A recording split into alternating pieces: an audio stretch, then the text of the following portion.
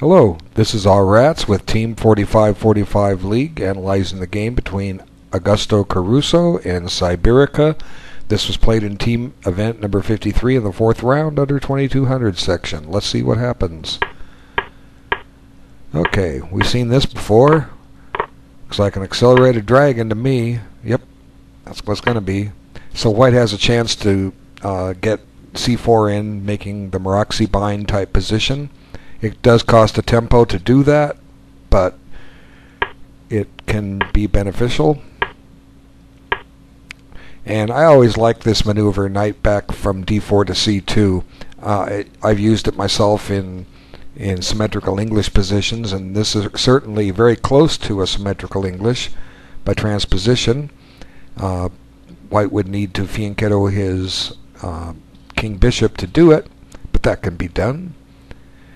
Anyway, the knight on c2 covers a couple key squares, b4 and d4, and it is also prepared to go to e3, and white has a nice little vice grip on d5.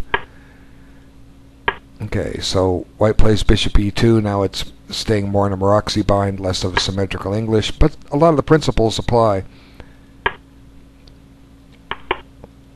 And both sides are getting the development out. White's queen isn't going to get developed for a few moves yet. There's his army's in the way. Black's queen bishop isn't going to get developed right away because his knight's in the way, but that'll change. Okay, I think this is a mistake. I guess I don't see why white gave up the pawn. He didn't have to.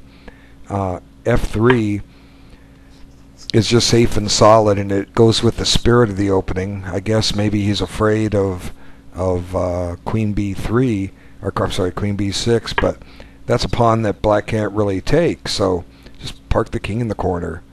Okay, go ahead, have my pawn. If queen takes, I think that just spells doom. Where's black's queen go? It doesn't. So what else does black have besides queen? Well, you could still play queen b6 and force the king in the corner. That can't be bad. Okay, so well, this doesn't seem. I'm just looking at a trick here. The idea is to try to double up the pawns, but white can put the queen on d2, maybe even d3, and preserve the bishop. Well, I don't know. Let's take a look. White's bishop is bad. It's behind his pawns, but he has a little better central control. Knight d5 is coming. It's going to be hard for black to stop that. And white does it by way of knight e3 and knight d5. It's probably even, maybe slight chances for white, only because of the greater boardroom.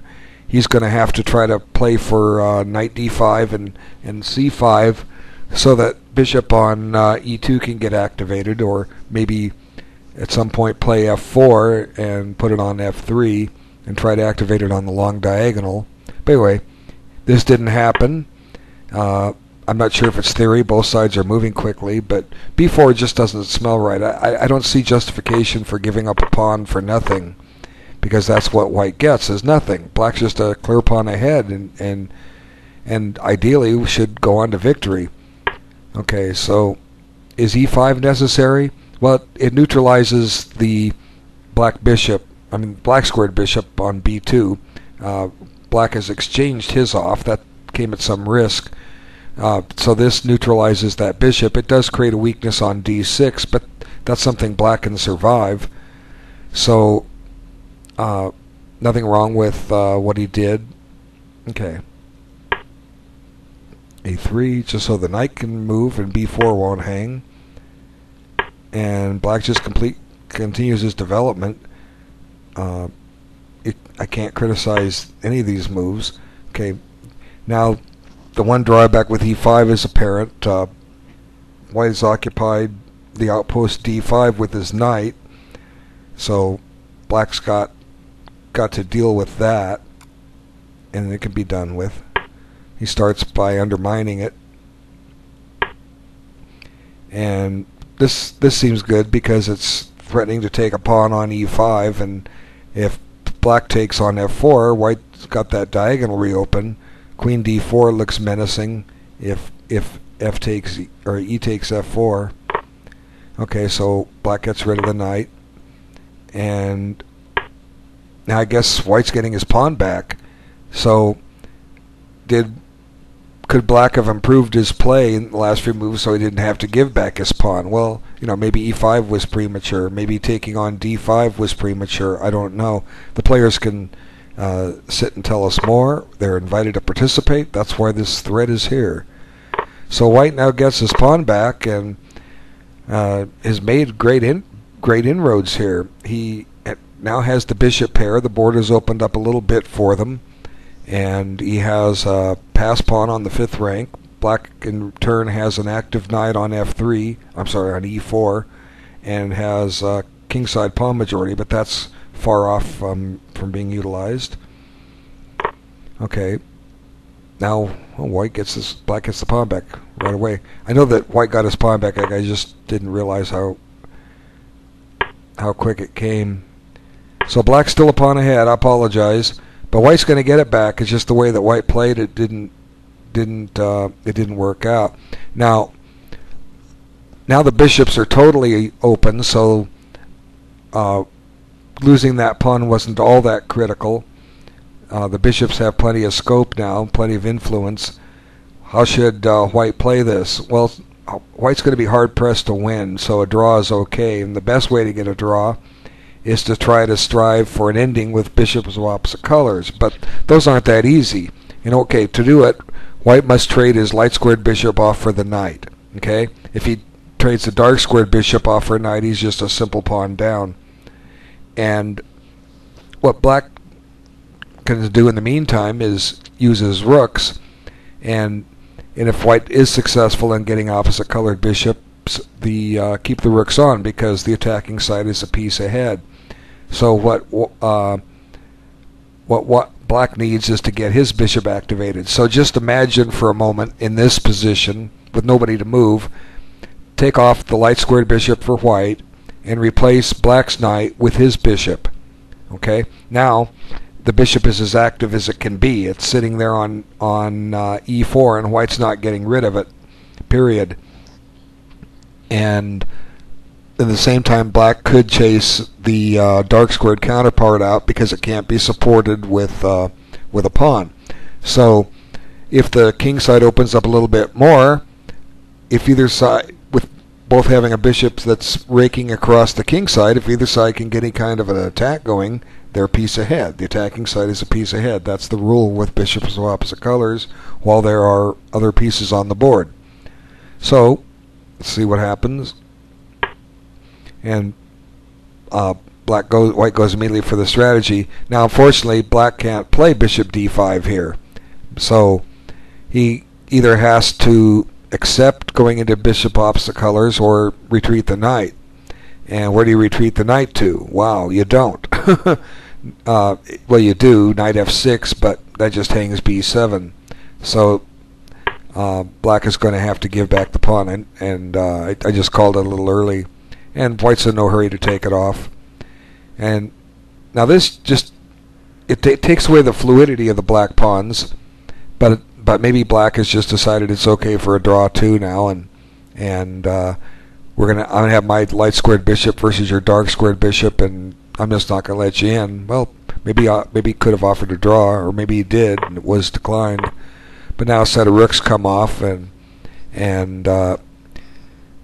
white's not threatening to go to the 7th rank, so black can go take the c file, and he does, natural move.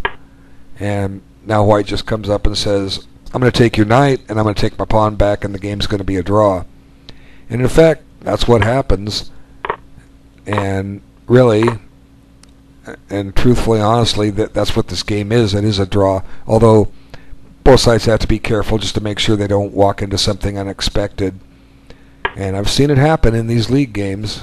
And here's black is just saying, let's call it a draw. And I don't know why they kept playing, but I guess they just give it a shot. Doesn't hurt. But clearly, all the white pawns are going on dark squares, and all the black pawns are going on light squares, and neither king is in a bad position, and therefore neither one will be able to penetrate into the other camp, although black does have a shot, but he could get his king to b3 pretty quick, 1, 2, 3, 4 moves away, but white has time to cover that, and it's white's move. So king e3 is begging to be played, and it was. Yeah, the game is basically a draw. Now either side can try to activate their king into the queen side and attack that weak queen rook pawn, but the bishops are in the way of the path. So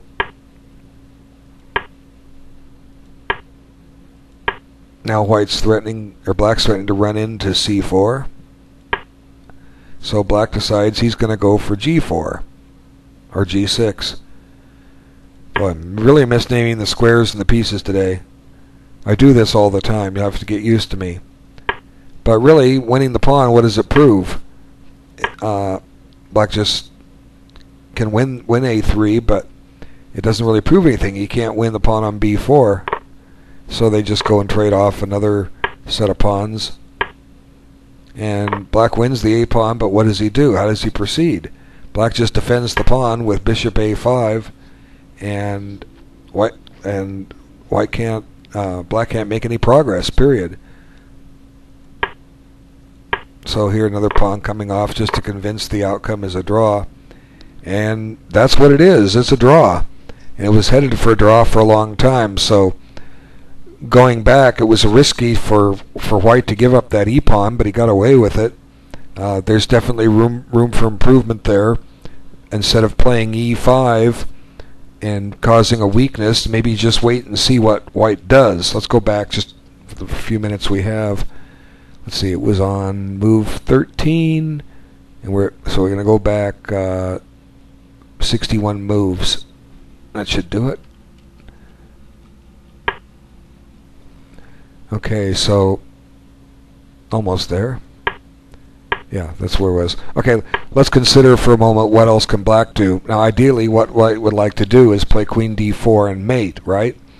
But the queen can't go to d4, so we've got to deal with it on our own. Well, if anything, the knight can always go back to f6, and at the right time, if queen d4 gets in, the knight can go to f6, and that blocks the path. But then white might have some attacking chances. So what if we just develop a piece? I mean, as I've always said, in spite of everything else, just develop. Can white generate anything? Okay, well then knight d4, and the idea here is that white's hoping black plays knight takes d4 so his queen can come in, but let's just go ahead and play it for the fun of it. Okay, now white threatens mate in 1. Now black has some interesting choices here. One of which, well, he can't play the. He only has one choice. I was wanting to play f6, and now white no longer has a knight to plunk in on d5. But I guess we're going to have to bring the knight back, and then maybe the queen runs to h4. Now there's some new threats on the knight, at least to double up pawns. But black can survive that. Just play rook c8, for instance. And if takes and takes, black's still a pawn ahead, and c4 is under attack. Well, white can deal with that. Well, c4 is not under attack. The queen guards it. But black is still a pawn ahead here, and even though he has an isolated pawn, it's safe. So, but he didn't have to play knight takes d4. I was just doing a just suppose knight takes d4. Black could allow knight takes e6 and then shove that pawn up to e5 to shut the file down, right? Black could play queen d7, just developing the queen. And then if, gotta be careful. Knight takes, queen d4, threatening mate, and threatening b5, driving the queen away from protecting the knight. So the knight has to go back to f6 here. And then maybe bishop here. There's some potential. There's plenty to look at. It's up to the players to analyze this. I can't solve it all. But I'm trying to refrain from playing e5 and creating a weak d-pawn and white a fine outpost on d5. That's all I'm trying to do. All right. Thanks so much for your time. Appreciate you having a look, and I'll make another video for you real soon. Take care now.